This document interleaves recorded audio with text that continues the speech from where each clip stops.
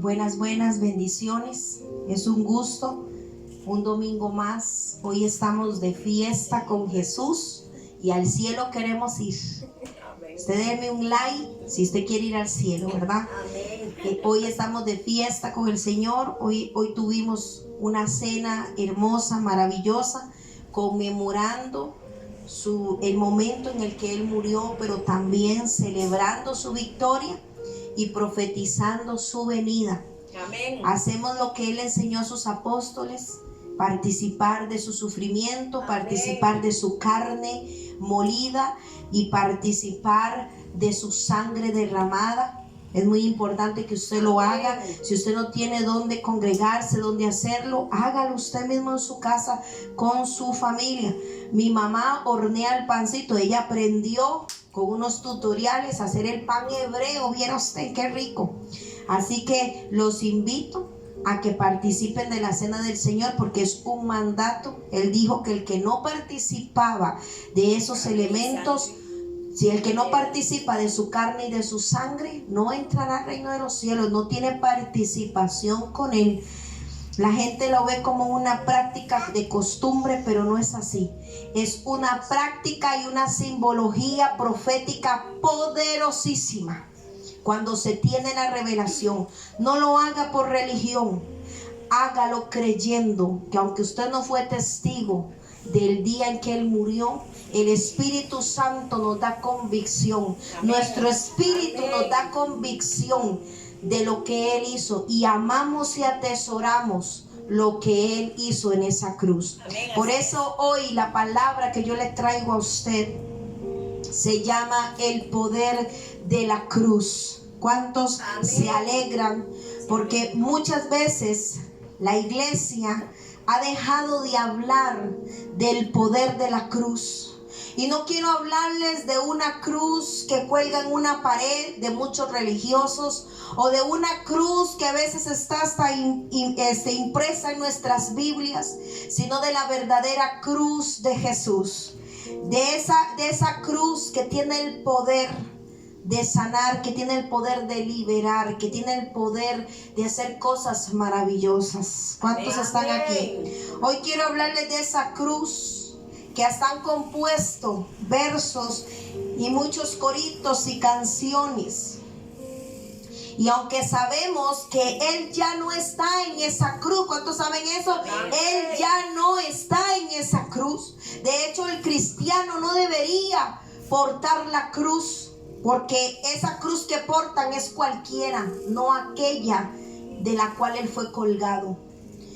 Y eso es como tener un relicario, como tener algo que no tiene poder. La cruz es simbolismo de maldición, porque dice Gálatas 3:3 en adelante: maldito el que muriera en un madero. Amén. Y entonces la cruz es símbolo de maldición. No deberíamos ni de portar la cruz. Pero la cruz de Jesús, espiritualmente hablando, lo que Él venció en su carne, en lo natural y espiritual, tiene poder esa cruz. Sí, amén. Él ya no está en esa cruz, Él no está en una tumba, Él vive y reina por los siglos de los siglos. Amén. Gloria sea al Cordero perfecto, el Cordero Santo de Dios. A Él sea la gloria, ¿ok?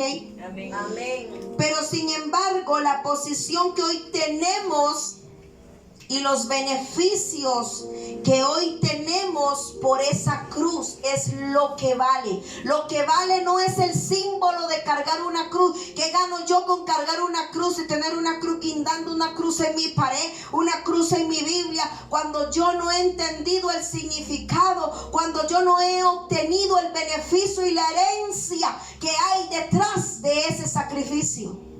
Porque hoy más que la cruz tenemos que ver el sacrificio del que colgaron en ese madero. Amén. Que ya no está ahí, porque Él vive y reina. Aleluya. Amén. Él no está en una cruz. Entonces vamos a hablar más bien de los beneficios que hoy tenemos, como la libertad que hoy tenemos. Fue por el amor que hubo en esa cruz. ¿Y qué tipo de libertad tenemos hoy? La libertad de escoger amarlo, la libertad de escoger obedecerlo, la libertad de vencer el mal con el bien. Usted tiene la opción, usted es el que se tiene que mover, no es Dios. Dios a través de su Hijo nos dio la autoridad. No solo murió por remisión de pecado, Él murió cada faceta de la cruz. Cada faceta desde Getsemaní, desde el momento en que Él sudó sangre hasta el Calvario, tiene un significado poderoso para nuestras vidas. Y no solo eso, una herencia y beneficio.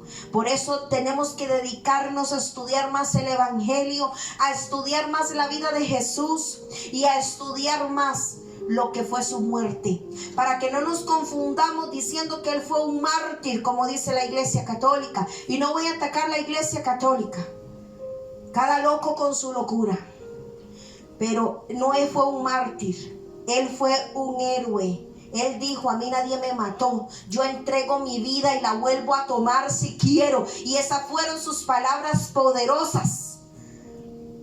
Amén. Pero sin embargo, hoy en día la iglesia, algo pasó en la crucifixión de Cristo que la iglesia no ha logrado entender. Y es importante que entendamos y hablemos del significado de la cruz. Hablar de la cruz significa hablar del oprobio y las calumnias, de la humillación que esto representaba. Por eso no veo cómo la gente porte una cruz sintiéndose orgulloso, porque es un religioso, porque no ha entendido lo que significa la cruz. La cruz para Jesús significó el oprobio, morir como un ladrón, como un asesino, como un violador, como una persona totalmente mala, lo más malo de este mundo. Así morían los violadores, morían los ladrones, los homicidas, morían en una cruz. Por eso usted, si no entiende el significado de la cruz, no es solo porque Cristo murió ahí, sino hay que ver lo que Él ganó y conquistó y qué fue lo que llevó en esa cruz, ¿ok? Amén. Después de la muerte de Cristo, muchos de sus discípulos, sus almas se abatieron, se confundieron, se escondieron y se les olvidó la promesa. Pero antes de ir a Primera de Pedro 2:9, quiero leerles Isaías 53. Quizás usted ya lo conoce y hasta se lo sabe como una letanía, pero usted tiene que ver el trasfondo de este pasaje, lo duro que fue para el Dios eterno convertirse en carne. ¿Quién ha creído a nuestro anuncio? ¿Y sobre quién se ha manifestado el brazo de Jehová? Subirá cual renuevo, y aquí está hablando de Jesús. Subirá cual renuevo delante de Él, y como raíz de tierra seca. La tierra seca es estéril, es porque está maldita, y aquí está hablando de la humanidad y de Israel. Subirá cual renuevo delante de Él, como raíz de tierra seca. No hay parecer en Él, ni hermosura. Le veremos más sin atractivo para que le deseemos. Amén. Despreciado y desechado entre los hombres, varón de dolor, experimento en quebranto, y como quien escondimos de él el rostro, fue menospreciado y no lo estimamos. Ciertamente llevó él nuestras enfermedades y sufrió nuestros dolores, y nosotros le tuvimos por azotado, por herido. ¿De quién? De Dios y abatido. ¿Quién fue el que decidió quebrantar a su Hijo? Fue nuestro Padre Celestial, fue Dios mismo. Mas Él herido fue por nuestras rebeliones, molido por nuestros pecados. El castigo de nuestra paz fue sobre Él, y por su llaga, por su herida, fuimos nosotros curados. Todos nosotros nos descarriamos. ¿Qué hicimos? Descarriarnos. Y hasta la fecha todo el mundo se descarrea. Dice: todos nosotros nos descarriamos como ovejas, Cada cual se apartó por su camino, mas Jehová cargó el pecado de todos nosotros. ¿Quién lo cargó? Jehová. Ahí notamos al Dios poderoso en forma de hombre. Amén. Dice, angustiado él y afligido, no abrió su boca. Esto a mí me impresiona. Como cordero fue llevado al matadero, y como oveja delante de sus trasquiladores enmudeció y no abrió su boca. Por cárcel y por juicio fue quitado, y su generación, ¿quién la contará? Porque fue cortado de la tierra de los vivientes, y por la rebelión de mi pueblo fue herido. Y se dispuso con los impíos su sepultura, mas con los ricos fue su muerte.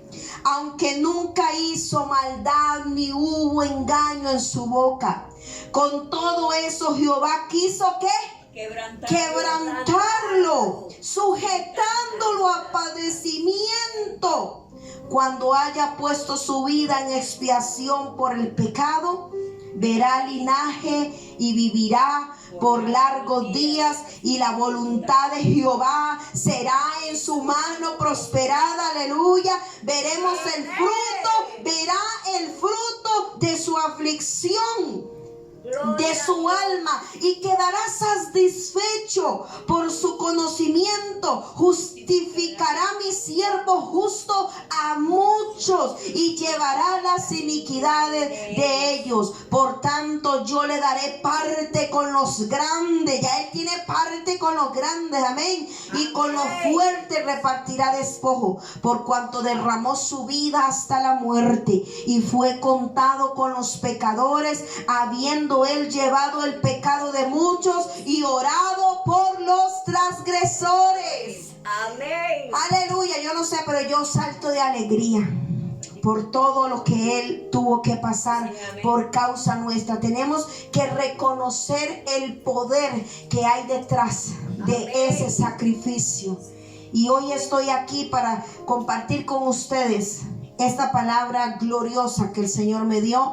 Al final vamos a compartir unas palabras de este gran hombre, Billy Graham. Si hubo alguien moderno, por decirlo así, aunque él está bien viejito, no sé si ya murió, fueron las últimas palabras de él. Él quiso enseñar acerca de la cruz en un pequeño mensaje.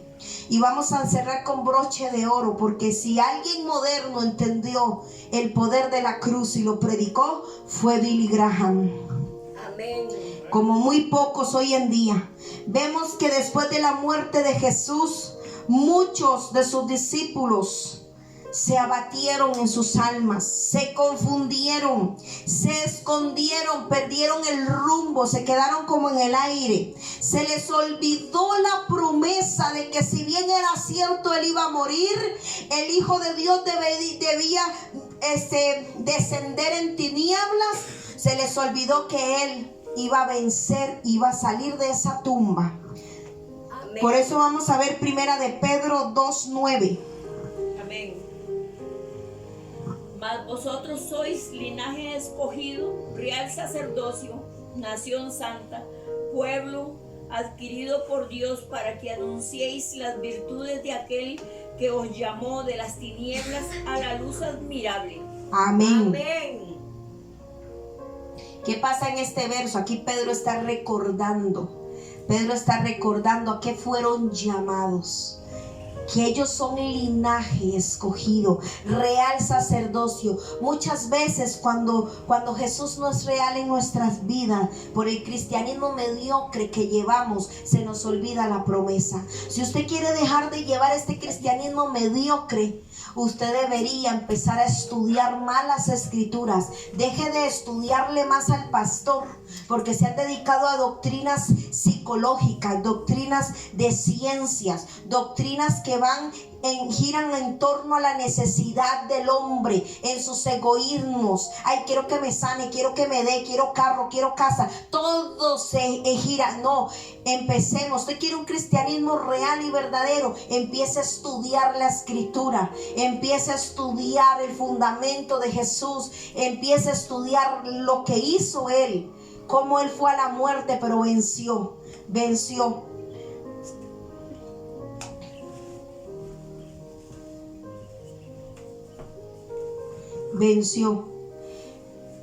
Se les olvidó la promesa.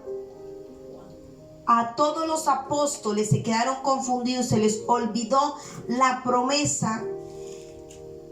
Y vemos que ellos se quedan confundidos, se esconden.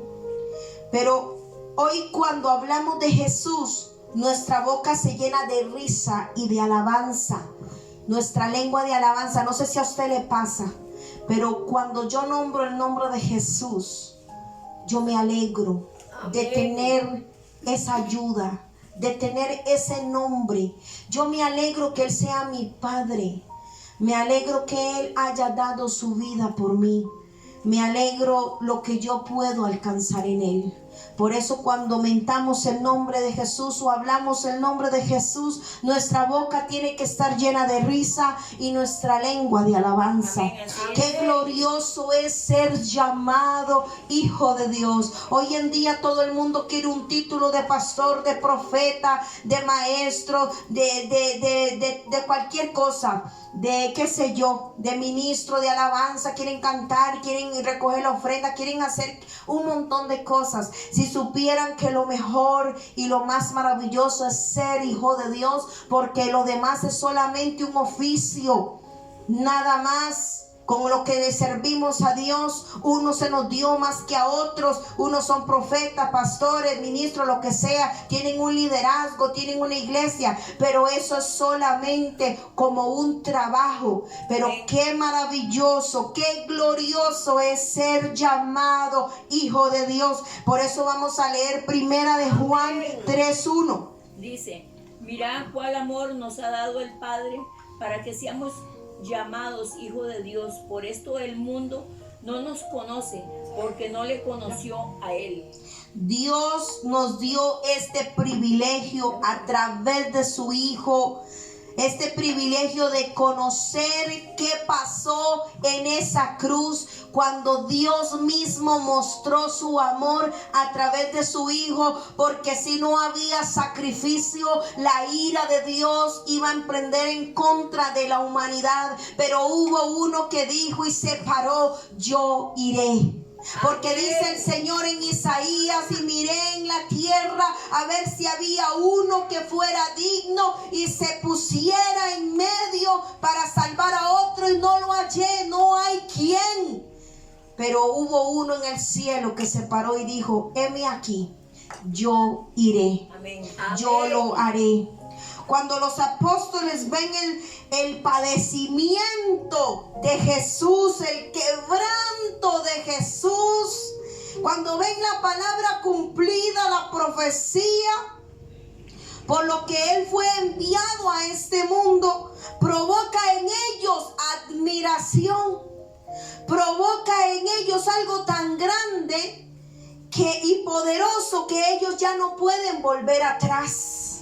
Por eso tenemos que entender el significado del sacrificio y de la cruz para convertirnos como los apóstoles. Admiramos la obra de la cruz, nos apasionamos por esa obra salvífica y vivimos por ella y para ella, dando testimonio que la sangre de Cristo tiene poder. Damos testimonio de que su sacrificio valió la pena. Como dice en Isaías 53, lo leímos: somos el fruto de su aflicción. Él ve su fruto y dice: valió la pena. Cuando ve este montón de gente convertida, no convencida, sino gente buscando y apasionándose por Él, gente que no pisotea la sangre ni vitupera el nombre de nuestro Señor. Estoy hablando de gente, de cristianos de verdad. El Señor que dice que Él ve el fruto. Somos el fruto de lo que Él sufrió. Amén. Somos el Amén. fruto de lo que Él padeció. ¿Y cómo es posible que queramos más hacer nuestro deseo o seguir nuestra pasión y consentir el pecado en nuestras vidas cuando fue tan grave? Porque Él tuvo que morir por ese pecado. Cuando entendamos que el pecado es grave, cuando entendamos la obra de la cruz y lo que Jesús hizo, vas a dejar de pecar. Vas a dejar de entregarte a las tinieblas así tan fácil. Vas a dejar de corromperte y vas a convertirte en un cristiano que defiende el evangelio. Un cristiano que se levanta en defensa de esa sangre y a mostrarle al mundo que esa sangre tiene poder. Amén. Que lo que Jesús hizo en la cruz tiene poder y autoridad. Amén. Amén. Amén. Esto provoca en los apóstoles una admiración tan grande. Y más que esto los lleva a una total convicción de que Él era el Cristo, que Él era el Cristo de la gloria. Usted puede leer en Lucas 24:13 en adelante, cuando van unos apóstoles camino a Emaús y el Señor se les aparece en el camino y ellos no se dan cuenta, no lo reconocen, están velados, están confundidos. ¿Qué significa Emaús? Confusión. Ellos iban por ese camino de confusión, comentando lo que había pasado, cómo habían matado al Cristo, cómo ellos experimentaron ese golpe, cómo ellos iban a superar eso. Ellos iban comentando en el camino y se les aparece Jesús.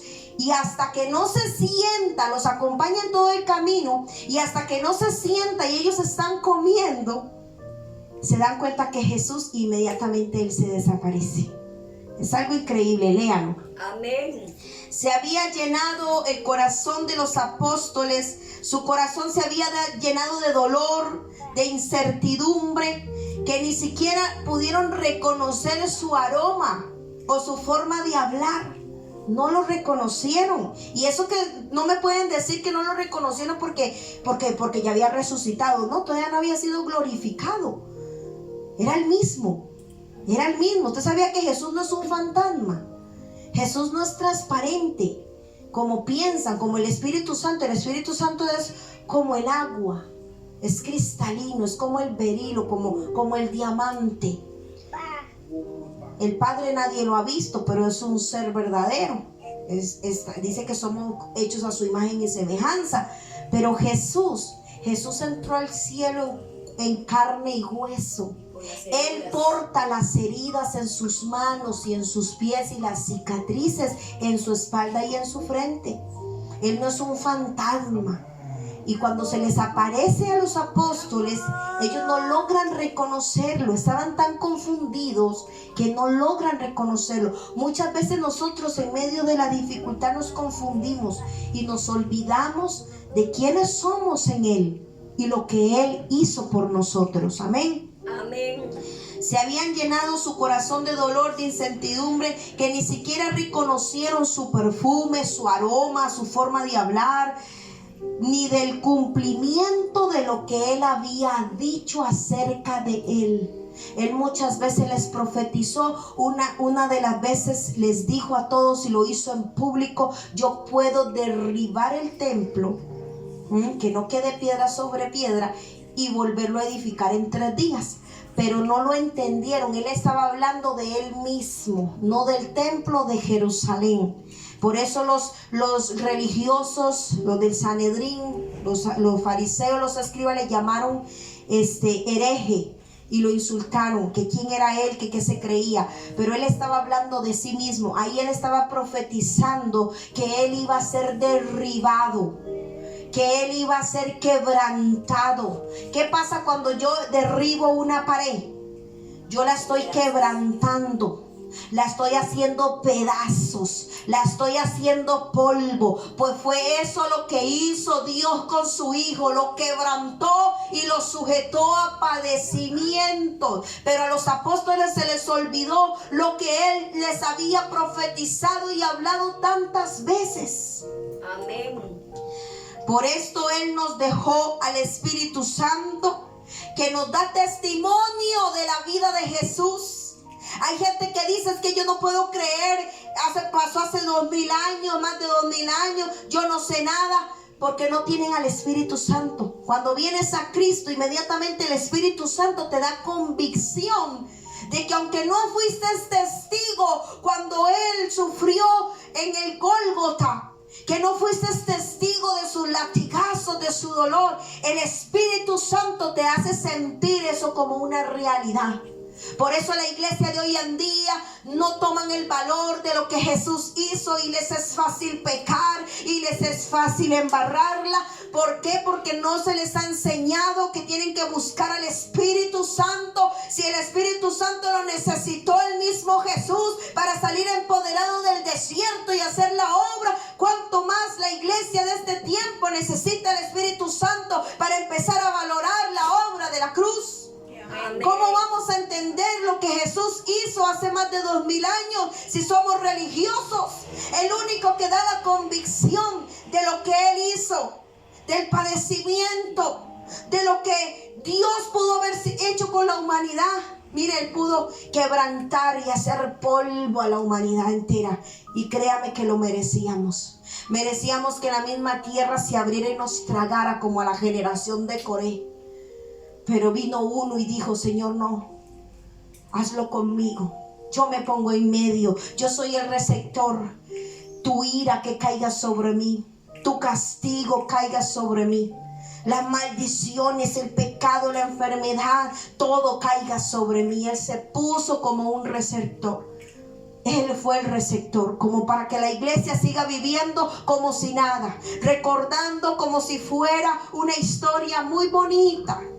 Como los católicos, un evangelio romántico. Jesús el mártir. ¿Usted cree que Jesús en el Getsemaní, he oído pastores que predican que Él estaba sudando sangre y estaba en angustia por la cruz romana? Miedo a los clavos romanos, miedo a los latigazos. No, eso no es cierto, eso es herejía. Él sabía por qué se le presentó 3 veces una copa. Y él dijo: Padre, pasa de mí esta copa. Y el Señor dijo, más Él dijo: hágase tu voluntad. ¿Usted cree que pasó con esa copa? Él tenía que beber la copa de la ira de Dios, del furor de Dios. Tenía que beber esa copa. Y Él no quería hacerlo porque Él sabe y conocía a su Padre. Amén. Él no tenía miedo de los clavos, sino de ser separado de Dios, que Dios lo viera inmundo, que Dios lo viera abominable, lleno de pecado y iniquidad, sucio. ¿Usted sabe lo que es para Dios el pecado? Es como un vómito, como algo que no se puede resistir. Dios no resiste el pecado ni lo mira. Por eso le dio la espalda a su Hijo. Y ese fue el mayor dolor de la cruz. Cuando se separaron por primera vez, cuando Jesús sintió la ausencia de su Padre, cuando sintió la falta de amor, porque lo vio inmundo. Y dice que Jesús murió como un mártir, pobrecito, y que él tenía miedo a los clavos, a los latigazos.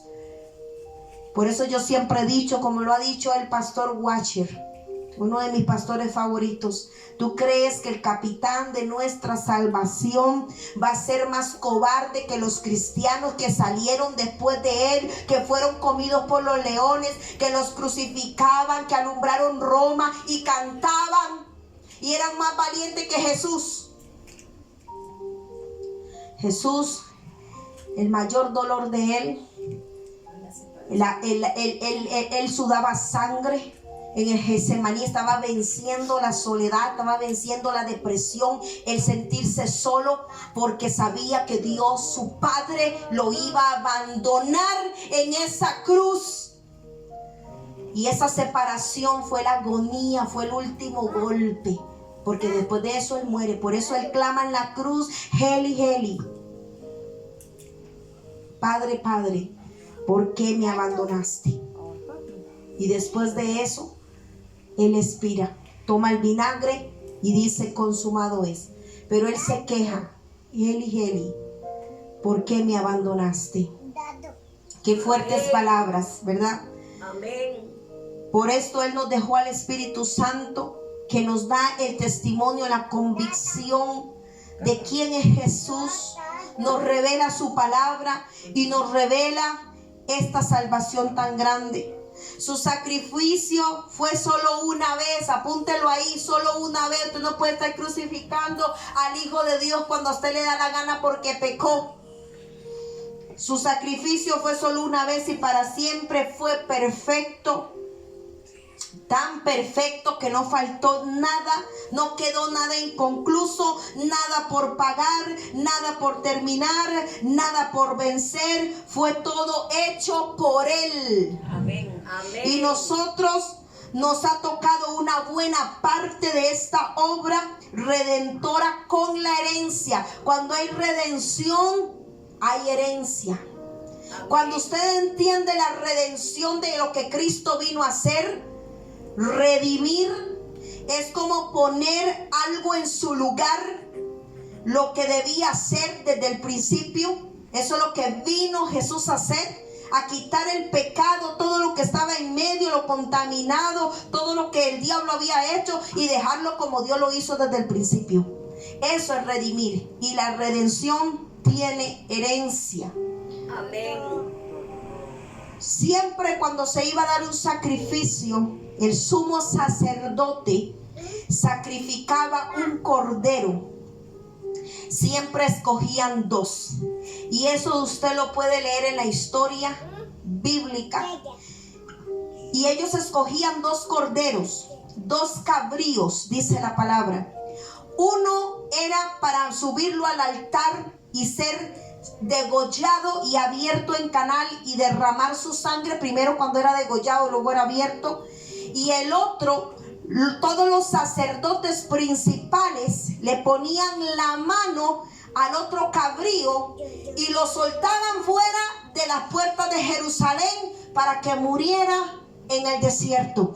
Y cuando ellos lo tocaban, los sumos sacerdotes y todos los demás, los principales, era para que se llevara el pecado y la iniquidad fuera de Jerusalén, lejos de ellos. Hacían 2 sacrificios. Uno moría en el desierto y otro moría degollado, porque sin derramar sangre, dice la palabra, si no hay derramamiento de sangre, dijo Jehová, no hay remisión de pecados. Entonces, notemos que Jesús fue el Mesías enviado por Dios, porque Él cumplió con todo eso. Él no fue solo a la cruz a derramar la sangre. Cuando a Él le montan el madero con su espalda ensangrentada, Él todo ensangrentado, ahí estaba haciendo tipo y figura de lo que hicieron con el primero cordero, que lo degollan para que la sangre sea derramada. Y ahí empezó el derramamiento de sangre de Jesús, ¿verdad? Y entonces, para que cumpliera lo del otro macho cabrío que salía después de las puertas, fuera de las puertas de Jerusalén, ¿por qué cree usted que le montaron el madero? Porque no se registra en la historia que a ningún ladrón ni homicida con la cruz romana lo hicieron caminar hasta el Gólgota. De hecho, los ladrones ya estaban colgados cuando Jesús llegó con la cruz. Y todo el mundo se pregunta por qué. Bueno, yo le voy a dar esta revelación. Porque cuando Jesús iba con la cruz, lo sacaron afuera de las puertas de Jerusalén, hacia el Gólgota, a morir, como el otro macho cabrío que tenía que morir en el desierto. Y cuando Él iba con la cruz, ¿qué pasaba? La gente lo escupía, la gente lo empujaba, la gente lo tocaba. ¿Qué estaba pasando ahí? Cada vez que lo empujaron, cada vez que lo tocaron, cada vez que Él cayó con el madero, estaba llevándose el pecado y la iniquidad y la abominación fuera de Jerusalén. Ahora recordemos que ¿por qué Jerusalén? Jerusalén representa la ciudad santa, representa la iglesia.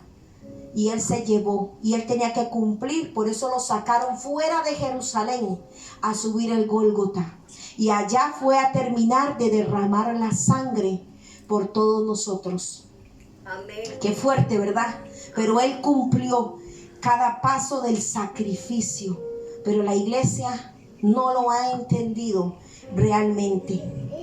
Por eso es importante entender el sacrificio que fue solo una vez y para siempre. A nosotros nos ha tocado una buena herencia, pero ¿qué pasa? ¿Por qué no hemos visto esa herencia? Porque somos religiosos, porque le hemos restado importancia. Hoy todo el mundo, las predicaciones están infladas y llenas, ¿sabe de qué? De egoísmos, de darle gusto al pueblo, pero no a Dios. Honran al hombre, pero no a Dios. Le hablan lo que el pueblo quiere escuchar: prosperidad, dinero, no le va a faltar nada. Mire, desde que nacemos es una lucha. Luchamos para vivir desde que estamos en el vientre, y muchos no lo logran. Desde que nacemos es una lucha, y estamos aquí para luchar, y todo cuesta. Y el Señor lo mostró. A Él también le costó, porque Él es el primogénito. ¿Qué significa esto? El primogénito de muchos, el primero en el que Él tuvo que esforzarse y sacrificarse y darlo todo. ¿Y qué está haciendo la iglesia? ¿Lo está dando todo? ¿Ha entendido? Si ha entendido el sacrificio, estuvieran dándolo todo. Tuvieran el poder para deshacer las obras del diablo. ¿Sabía usted que solo a través de la resurrección se tiene poder? Cuando somos nacidos de nuevo, tenemos el poder para enfrentar al enemigo. De lo contrario, no se puede. A través de la resurrección, del nacer de nuevo en Cristo Jesús. Y el Espíritu Santo nos alienta a que corramos esta carrera, a que perseveremos hasta el fin, y que hay una gloria mayor que nos espera, porque la gloria postrera es mayor que la primera. Aleluya. Necesitamos saber y entender lo que marcó esa cruz en la humanidad y en cada uno de nosotros. Que aunque han pasado los años, más de 2000 años, Él es lo que en el principio fue. Él seguirá siendo. Él es y siempre será. Amén. Tenemos que entender eso. Todo empezó por Él. Él nos creó y todo va a terminar en Él. Y Él le va a dar final a Satanás como tiene que hacer, y a todos los que han seguido a la bestia. Les va a dar el fin que ellos se ganaron. Amén. Pero créame que Él es el principio y Él es el fin, el alfa y el omega. Por eso dice la palabra eso. Porque todo empezó por Él. Y todo Él lo va a terminar. Él no lo va a dejar así. Sí, amén, así. Aleluya. Amén. Pablo se gloriaba de la cruz de Cristo. Y vamos a leer Gálatas 6:14. 6:14. Y este fue su mensaje. Habla del poder de esa cruz. Dice: pero lejos esté de mí gloriarme, sino en la cruz de nuestro Señor Jesucristo, por quien el mundo me es crucificado a mí y yo al mundo. ¿Se da cuenta? Pablo no estuvo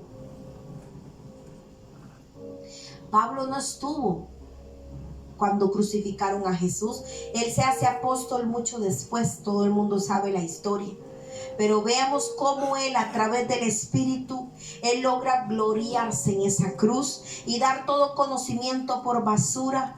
Y lo único que Él atesoraba era conocer y entender el motivo de la cruz. Porque si un cristiano no entiende el motivo de la cruz, está perdido. Ese cristiano no va a durar mucho, no va a aprender a valorar. Mas Pablo se dedicó y enseñó acerca de esa cruz. Sí, amén, así es. Y hoy en día se han olvidado de este mensaje, en el cual Pablo basó toda su vida y su éxito espiritual. Por esto hay que volver a la senda de los antiguos y saber que fue solo a través de Él, que fue por los méritos de Cristo, que nosotros fuimos alcanzados. Se nos ha olvidado que si somos algo fue por sus méritos. Sí, amén. Hoy hay un verso bíblico que dice: no se gloríe el rico en su riqueza, ni se gloríe el sabio en su sabiduría. Si alguno tiene de qué gloriarse, gloríese el que lo conoce. Si algo nos vamos a gloriar es que lo conozcamos, pero hoy en día ni la iglesia lo conoce. Pablo no se gloriaba de su conocimiento. Es más, él toma todo esto por basura. No se gloría él en otra cosa, sino en la cruz de su Señor. Sí, debemos de entender que separados de él nada podemos hacer. Debemos de entender que todo depende, todo gira en torno a él, no en torno al pastor, no en torno a las barrabasadas de la congregación, no en torno a vender tamales para prosperar. Hay que entender una cosa: si queremos que Dios nos prospere, deje de vender tamales, porque la iglesia tiene que aprender a depender de Dios. Si alguna riqueza llegará, va a ser porque Dios lo permite. Sí, amén. Pero los apóstoles no necesitaban de vender tamales para salir y dejar el evangelio. Hoy en día, si usted no le paga un pasaje de avión a un pastor y le da ofrenda y lo trae de país a país, no llega por sus propios medios. Los apóstoles caminaban estadios, dice, y averigüe lo que mide un estadio. ¿Cuántas millas caminaban? Y no una. ¿Cuántos miles de kilómetros bajo el sol en esa arena? Porque esas tierras son secas. Ah, no, pero si ahora no le pagan VIP al pastor y lo acomodan en un hotel, y es que yo como a la mañana uvas y fresas y pan tostado y tocineta, entonces tiene que hacerle un menú. ¿Qué es eso? Por eso la iglesia ha perdido el rumbo. No sabe lo que es estar enyugado en Cristo y lo que cuesta jalar de ese yugo. Usted cuesta ese yugo. Ese yugo no es para ricos, ni para millonarios, ni para el que quiere andar en avión. Solo para hijos. El que quiere predicar empieza en la esquina si quiere ir a China. Qué bueno. Pablo no se gloriaba de su conocimiento. Todo lo tomó por basura. El hablar de la cruz es hablar de un rescate. Es hablar de que a ti y a mí nos rescataron. Amén. Nos desenyugaron. Es hablar de la luz admirable de Jesús, como leímos en Primera de Pedro. Es hablar de una deuda que fue cancelada. Es hablar de un hombre extraordinario, magnífico. ¿Por qué magnífico? Yo no sé si usted ha visto Los Magníficos, en una serie que daban hace mucho tiempo. Ellos eran expertos en la guerra. Ellos eran expertos en disolver, en ayudar a las personas en cualquier situación que estaban sufriendo de abuso. Y si no me cree, búsquelo en YouTube, ponga Los Magníficos. Ellos eran expertos en ayudar a la gente. Eran expertos en lo que hacían, en poner a su lugar en el malvado. Aquel que acosaba, que robaba, que maltrataba, que violaba. Y ellos hacen justicia. ¿Cuánto más es magnífico nuestro Señor? Él sabe, Él está enteramente preparado. Por eso se le llama magnífico. Porque Él sabe lo que está haciendo. Él hace justicia para cada uno de nosotros. Amén. Que aunque padeció, no abrió su boca. Aceptó el plan divino de su Padre sin objeción alguna, porque nos amó. ¿Quién irá? Yo iré, dijo Él. Y se le dio una posición y también nos llamó hijos. Él no nos llamó cualquiera, nos dio una posición de hijos. Vea qué importante que somos para Él. No nos llamó profetas, ni a pastores, ni apóstoles. Nos llamó hijos. Hijos. Cuando usted entienda lo que es ser un hijo de Dios, vas a dejar de añorar un puesto. Vas a dejar de añorar que alguien te vea, que alguien te aplauda. vas a añorar llegar al corazón de Él primero. Que aunque Él padeció, no abrió su boca y aceptó el plan divino de su Padre. Le dio una posición y nos llamó hijos. Cuando Él llegó y se posicionó, de una vez nos llamó hijos. Nos dio un lugar de autoridad como hijos. Es como los hijos del rey Ricardo. Nadie les puede meter con ellos. Nadie. Tienen que humillarse delante de ellos. Son familia real.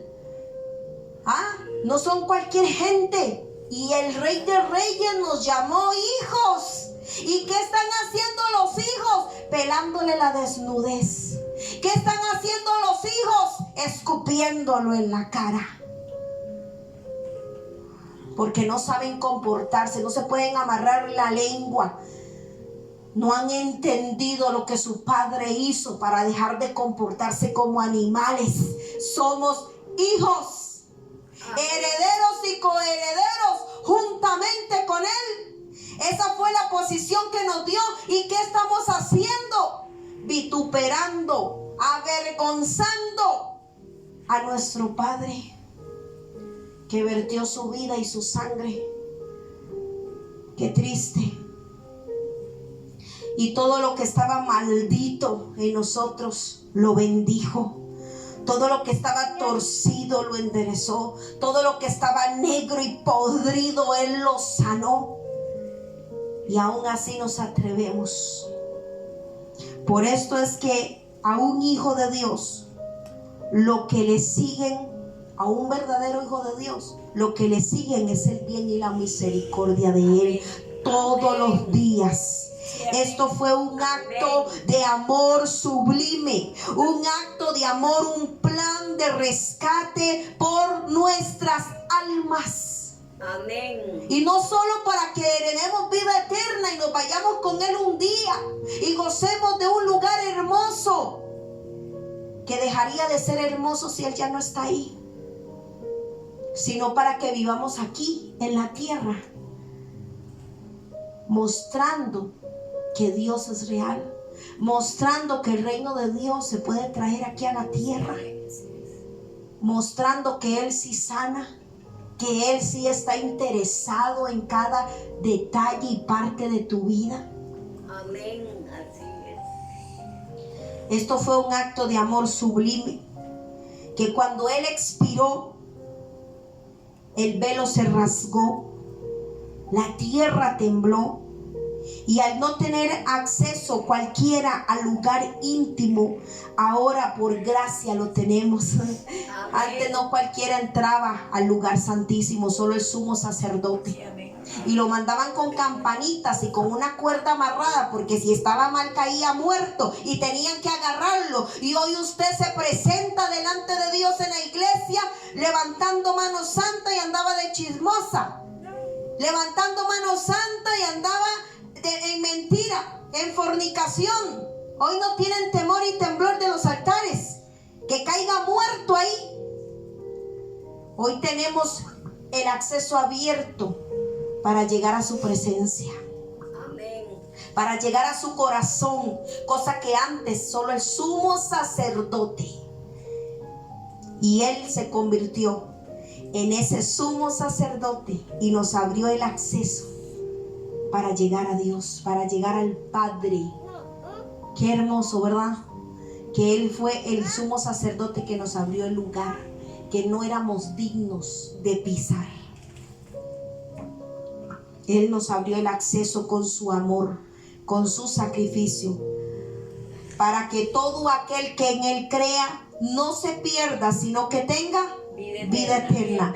Para que cuando yo considere mis pecados rojos como el carmesí, vengan a ser como blanca lana. Amén. Usted tiene que entender que no hay pecado que Él no pueda perdonar. Si tú estás alejado del Señor, si te alejaste por cualquier cosa, por ver los malos ejemplos de la iglesia, porque desgraciadamente la iglesia no ha sido la imagen de Cristo aquí en la tierra como debería de ser. Si eres inconverso y estás viendo este video y estás acostumbrado al pecado, el pecado es una enfermedad que solo Jesús puede curar. Amén. Amén. Así es. Amén. Es un yugo satánico que solo Jesús puede quebrantar. No importa el pecado que tengas, no importa lo grande y grave que sea, solo hay uno que te puede perdonar, solo hay uno que lo puede quitar y se llama Jesús. Ven a Él antes de que se acabe el tiempo. Esta es tu oportunidad. Sí, amén. Amén. O cuando el acusador muchas veces se encarga de traerme a memoria todas mis iniquidades, todo mi pasado. ¿Cuánto le han pasado? Que de repente Amén. empieza usted, se le agolpa el pasado. Sí, amén. Ese es el enemigo, porque dice la escritura que Dios echa en el mar tus pecados y nunca más se acuerda de ellos. El enemigo cuando viene, entonces él le dice: yo tengo en memoria el precio que yo pagué por ti y por mí. Amén. Amén. Él dirá que fue a través de su Hijo el precio del rescate. Sí, amén. El libro de Gálatas también habla que cualquiera que fuere colgado en una cruz será maldito. Vamos a leer Gálatas 3:13 y Deuteronomio 21, 22 y 23. Ese de Gálatas no es del 10 al 14. Ajá, vamos a leer, si tiene razón. Vamos a leer del 10 al 14, pero nos vamos a enfocar en el 10. Sí, amén. Amén. Dice, porque todos los que dependen de las obras de la ley están bajo maldición, pues escrito está: maldito todo aquel que no permaneciere en las cosas escritas en el libro de la ley para hacerlas, y que por la ley ninguno se justifica para con Dios. Es evidente, porque el justo por la fe vivirá. Y la ley no es de fe, sino que dice: el que hiciere estas cosas vivirá por ellas. Cristo nos redimió de la maldición de la ley, hecho por nosotros maldición. Escrito está: maldito todo aquel que es colgado en un madero, para que en Cristo Jesús la bendición de Abraham alcanzase a los gentiles, a fin de que por la fe recibiésemos las promesas del Espíritu. Las promesas Amén. del Espíritu. Pero quiero enfocarme en el 10. ¿Qué pasa con las personas que no cumplimos con Están bajo este libro? maldición. Somos malditos, así lo dice, malditos. Por eso la iglesia no avanza, porque estamos bajo maldición, porque no hemos sabido practicar lo que está en este libro. Porque hoy en día los pastores sacan un versiculito así y con eso se agarran y hacen una prédica emocional que le mueve a usted las emociones, pero cuando usted llega a su casa, su vida no ha cambiado. Usted no es capaz de enfrentar la realidad con esto. Con la palabra. Y eso ya se les olvidó. Enseñar el sacrificio y el costo de seguir a Cristo. Así como Él dio todo por nosotros, nosotros tenemos que aprender a darlo todo por Él. Amén. Vamos a leer Deuteronomio 21, 22 y 23. Dice: entonces todos los hombres, 22 es verdad.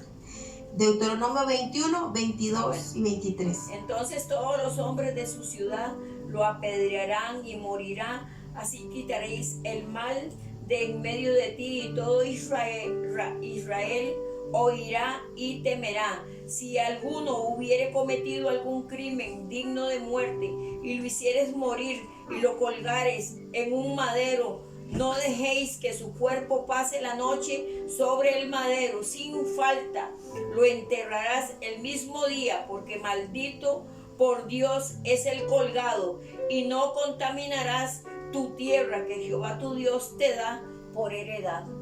¿Cómo murió Amén. Jesús? En Como madero. un maldito. Porque hizo algo grave, pecado de muerte. ¿Ya se está dando cuenta usted? Maldito el que cuelgan de un madero. Y tienen que enterrarlo el mismo día. No lo pueden dejar colgado. ¿Qué pasó con Jesús? Conforme a la ley, lo colgaron en el madero como un maldito.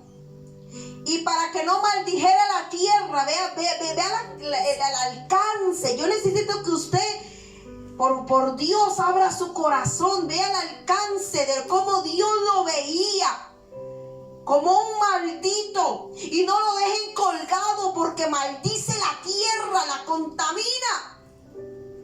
Entiérrelo rápido. Por eso Jesús fue enterrado el mismo día. Espero que usted tenga respuestas de esta predicación, del por qué, y que usted pueda abrir su corazón y entender la magnitud del pecado que Cristo llevó, y que eso cambie tu vida. En esa cruz se canceló toda maldición del pecado, la muerte, la enfermedad, la iniquidad. Él se dio a maldición por nosotros, y este sacrificio fue más que suficiente. Pero parece que para la iglesia no es más que suficiente, porque siguen en lo mismo. Él pagó todas las actas de acusaciones que eran contrarias a nosotros. Las actas eran un documento legal que dice: este tiene que morir porque hizo esto, porque su padre pecó, el hijo la paga, su generación la paga. Y Él vino a quitar el acta de en medio, dice, y lo clavó en una cruz, haciéndonos libres. Amén, así es. Él pagó todas las actas, las acusaciones, Él las canceló. Y como Él pagó, tiene la autoridad de cancelar todo documento de deuda que consistía en decretos. Éramos deudores, Amén. esclavos, subyugados, muertos. Por esto hay que conocer la verdad del poder de la cruz de Cristo. Este poder nos da la legalidad. Lo que Jesús hizo me da legalidad a mí como hija de Dios. Sí, amén. Amén. Me da autoridad, me puso por encima. ¿Sabía usted que Él nos hizo menores que a los ángeles, pero mayores a la vez? Que ellos nos obedecen, y los demonios también. Tenemos el control de la naturaleza y de la multiplicación de los panes y los peces. El don de sanidad, Amén. sabiduría, Amén. revelación. Pero la iglesia, ¿qué ha hecho con esto? Nada. Por eso hay que conocer la verdad de este poder de la cruz. Este poder nos da la legalidad de alcanzar promesas y vivir en herencia. Pero la iglesia hoy en día solo vive de promesas, pero no vive de herencia. Porque una promesa es algo que usted prometió, y en el tiempo ahí se cumplirá, si es que se cumple. Pero tenemos que empezar a vivir no solo de promesas, sino ver la herencia. Amén, así es. También Él tuvo que descender en tinieblas. Tenía que vencer la muerte, el Hades, y arrebatarle las llaves al enemigo para romper todo decreto de muerte. Por eso, aunque muramos nosotros, estamos dormidos, y cuando al final trompeta nos vamos a despertar. Con la muerte no nos va a dejar ahí en la tierra, consumido, desaparecido, ya me fui. No.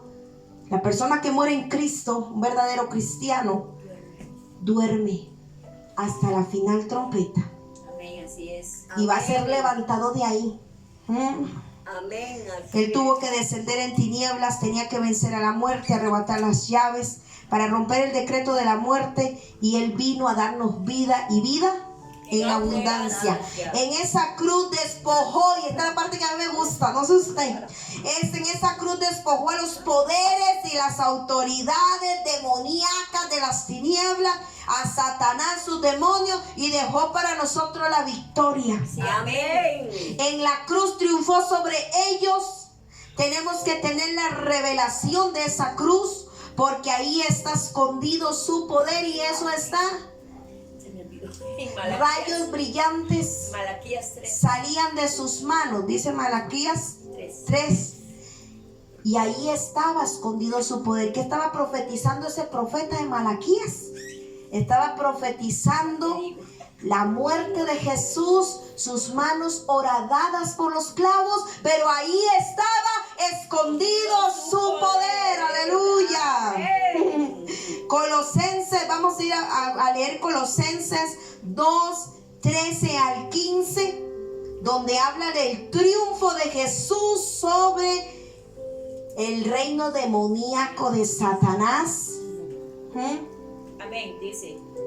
Y a vosotros, estando muertos en pecado y en la incircuncisión de vuestra carne, os dio vida juntamente con él, perdonándoos todos los pecados, anulando el acta de los decretos que había contra nosotros, que nos era contrario, quitándola de en medio y clavándola en la cruz, y despojando a los principados y a potestades, los exhibió públicamente, triunfando sobre ellos en la cruz. Triunfando sobre ellos. A mí eso me encanta. Primera de Pedro 2:24 y 25. Primera de Pedro 2:24 y 25. Voy. Quien llevó él mismo nuestros pecados en su cuerpo sobre el madero, para que nosotros, estando muertos a los pecados, vivamos a la justicia, y por cuya herida fuisteis sanados, porque vosotros erais como ovejas descarriadas, pero ahora habéis vuelto al pastor y obispo de vuestras almas. Hablando de Jesús. Amén. ¿Se da cuenta? Si usted no salta ahí de alegría, no sé qué pueda usted alegrarse. Si no estamos en Él, nada existiera. ¿Usted sabía que si Él no estuviera, nada existiera? Así es. Nada existiera. La vida es más hermosa cuando Él está. Amén. Por eso a todo pecador, a toda persona que se ha apartado de Cristo, y le hago un llamado: vuelva su corazón a Dios, vuelva hacia la cruz y busque cuál es el propósito de Dios en su vida, para que conozcas cuál es la buena voluntad de Dios. Amén. Porque la vida es más hermosa cuando lo tenemos a Él, cuando Él está. ¿Qué importa? Qué importante es la confesión de tu boca.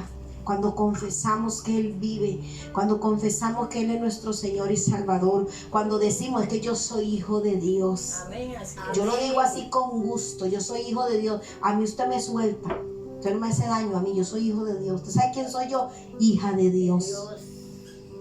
Y quiero terminar con esta pequeña enseñanza o palabras que las escribió el pastor y evangelista Billy Graham, un hombre que entendió, al igual que Pablo, el poder de la cruz. Un hombre que se dedicó toda su vida hasta su vejez, desde joven, a predicar de la cruz. Murió a los 99 años, en el 2018. Y él dejó esta última enseñanza, y dice así. Él empieza diciendo: de tal manera amó Dios al mundo, que ha dado a su Hijo unigénito, para que nadie se pierda, sino que tengan vida eterna. Y él dice: quiero que miremos la cruz esta tarde. Qué esperanza maravillosa y gloriosa ver a la cruz. Su evangelio es para todos. Cristo está vivo. En el mundo moderno existe un vacío, y un vacío del alma. Nuestro país, y él estaba hablando de Estados Unidos, pero yo quiero que usted se enfoque en su país. Nuestro país está en gran necesidad de un despertar del evangelio. Sufro, dice él, de ver cómo la gente de cada ciudad, de cada civilización, se han apartado de Dios. Solo hay un mensaje que puede cambiar la vida y los corazones. Solo hay un camino, y si vienes por ese camino de la cruz, es el arrepentimiento. Quiero hablarte, dice él, quiero hablarle a la gente del significado de la cruz. No de la cruz que cuelga en una pared o en un collar de una persona, pero la verdadera cruz de Cristo tiene cicatrices y está manchada de sangre. La suya fue una cruz áspera Sé que muchos van a reaccionar a este mensaje, pero es la verdad. Y con todo mi corazón, dice Billy Graham, quiero dejarte con la verdad.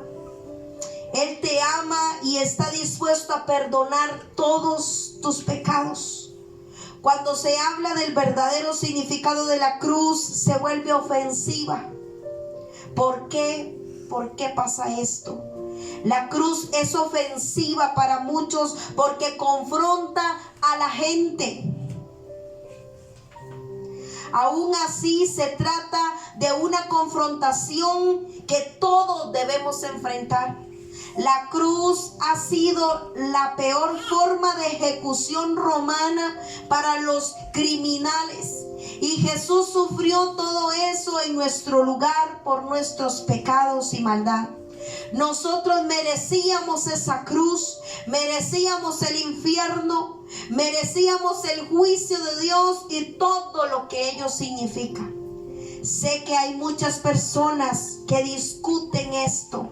Las personas no quieren oír que son pecadores. Para muchas personas decirle que son pecador es ofensivo. La cruz es ofensiva, puesto que nos enfrenta directamente. Los males que dominan tanto a este mundo es una razón por la cual la cruz es una ofensa. Exige, dice, exige. La cruz es una ofensa porque exige, no sugiere.